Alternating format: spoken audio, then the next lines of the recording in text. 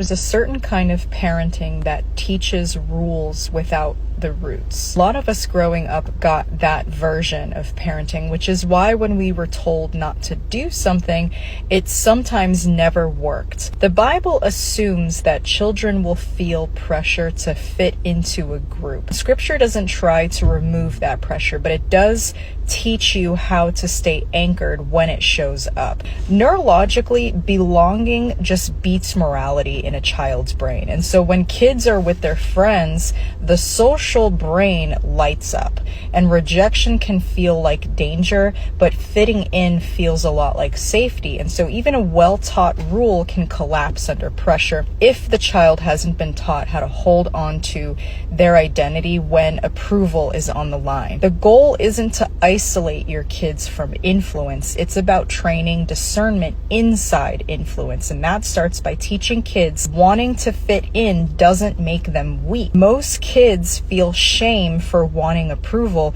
but that shame is going to end up creating secrecy. We have to normalize the pull and just say, of course you want to fit in. God made you for connection. Something like that can just remove a lot of the hiding.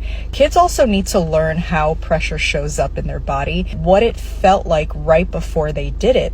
Did it feel rushed, tight, like they had to decide right now? That teaches them to notice pressure before behavior, which is where real choice actually lives. So instead of just teaching right versus wrong, you need to teach them pressure versus clarity, and urgency versus steadiness, and fear versus peace. God's voice doesn't rush you, but the crowd's will. That's going to give them a discernment filter, not a rule book. Kids think that bravery always looks dramatic, but most of the time it looks like not laughing, not joining in, or just walking away. And remind them that doing the right thing usually won't feel brave. It's going to feel awkward and uncomfortable, and that's going to prepare them emotionally for real life situations. Scripture always anchors identity before behavior. So instead of saying, good kids don't do that, it's a lot more powerful to say that doesn't line up with who you are. That shifts the question from